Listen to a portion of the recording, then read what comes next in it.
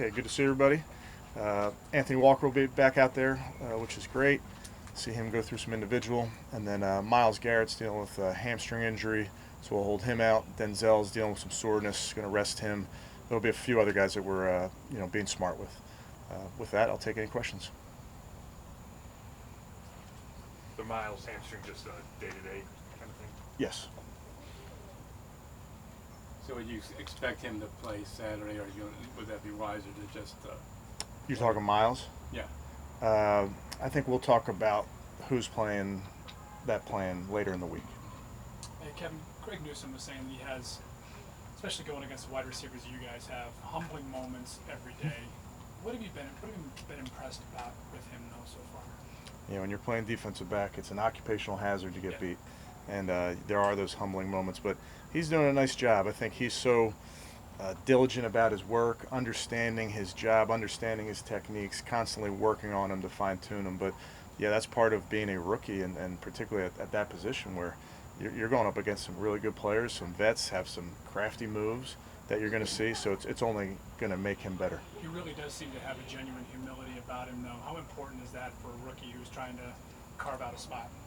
Yeah, I think all these guys are different. I've been around many different personalities, but I appreciate Greg. He's very authentic, and I think his teammates are enjoying getting to know him.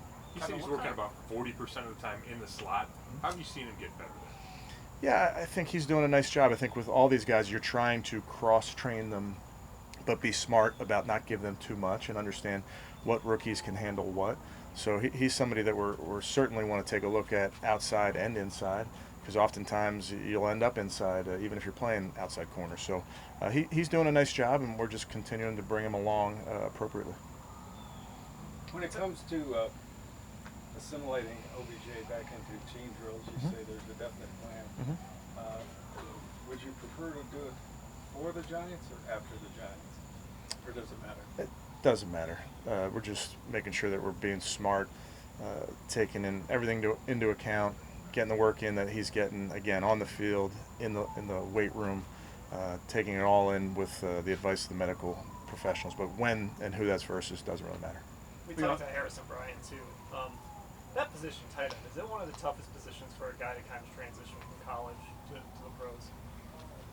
It can be. I would tell you there's not many tight ends that have their hand in the dirt and that are base blocking a six technique or cutting off a six technique and getting involved in combinations with the tackle.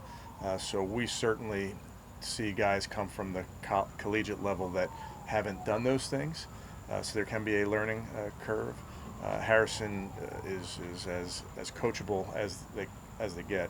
So he's listened intently over the course of this last year, and I think you're seeing some of the nuance in his game start to appear as he understands what's being asked of him. He said he put on, I think it was 13 pounds. He's up to like 245. Have you noticed that difference? Yeah, I did. You notice it right when you see him for the first time, and you want to put the right weight on and still be able to move around. I think he's done that. So, but he looks good. When you have tight ends like you do that are kind of interchangeable, and how do you, or Drew, whoever, how do you figure out when to play whom? Yeah, I think, Jeff, what you're trying to do is play everybody to their strengths.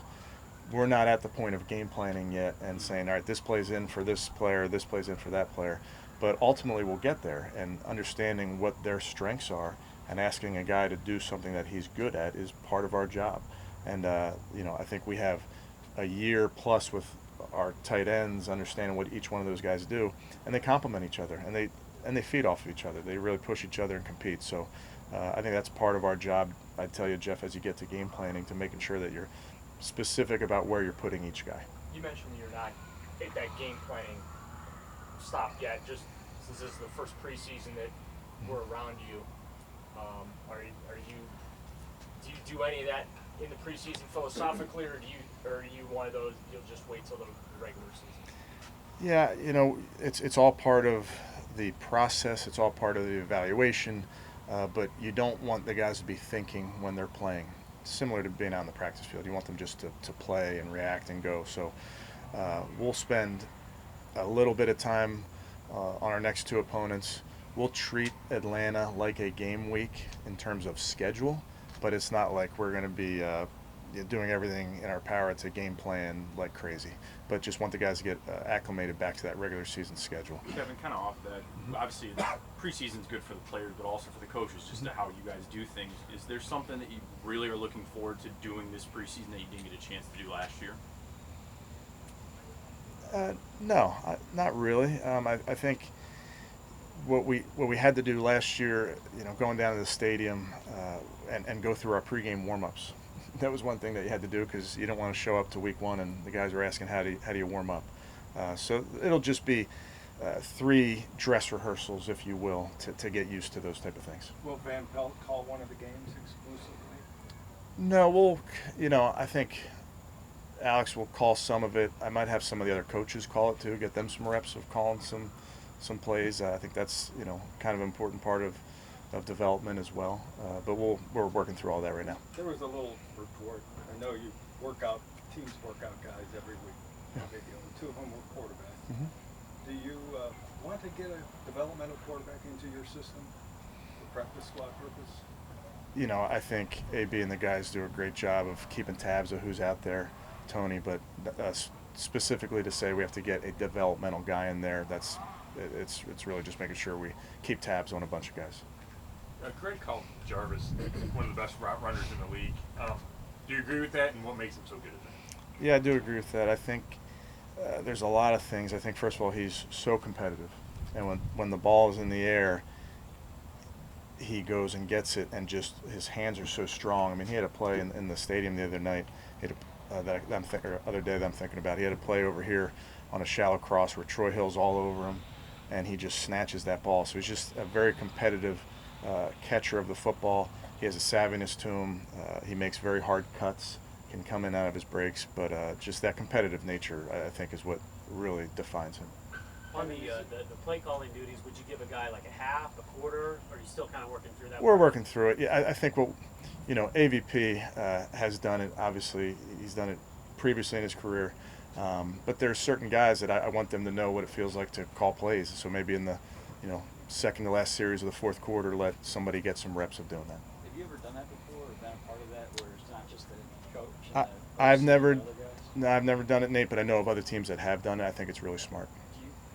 Can you say why? Is it really smart because? Just getting guys reps. I think just developing the coaches and I tell the story of my first time calling plays was my first time calling plays. So I'm worried about how to press the button and send the play in when if I couldn't figure that out, we were in bigger problems than previously thought. So, but I just want those guys to go through that experience. I know staff's vaccinated, but is the idea of COVID play into getting everybody ready because of what you went through last year? It doesn't. Okay. It doesn't. Were you nervous the first time? In a preseason game?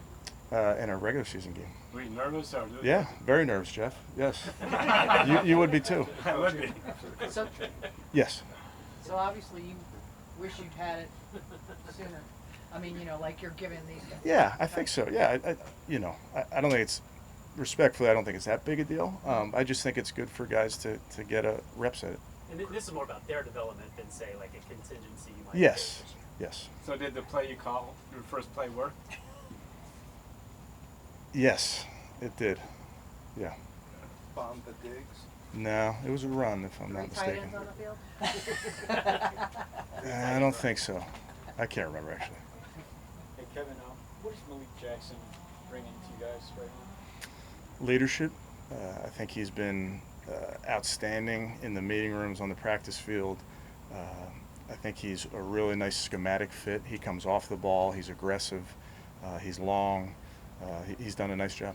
And when somebody who's able to come in to a new team and kind of give it instant leadership, I would think you consider that valuable. And do you think that it can help the defense gel quicker when you have guys like that? When you got all the new faces, but you have leaders. Yeah, and I think there's certainly, you look at our defense and Myles Garrett, obviously, but to bring in Malik, Anthony, John Johnson, all at 3 different levels, throw Troy Hill in the mix. I mean, guys that are not afraid to take leadership roles on, I think is important when you're talking about a defense gelling, a team gelling. Kevin, it's been Fort Augustine usually when defensive end when you sat the other guys. Now that Miles is out, will anybody else rotate in with the starters? I think they'll rotate a lot of those guys, Zach, and I I think it's reps. There's no jobs that are nailed down. We got to see a lot of guys, so we'll wave them in.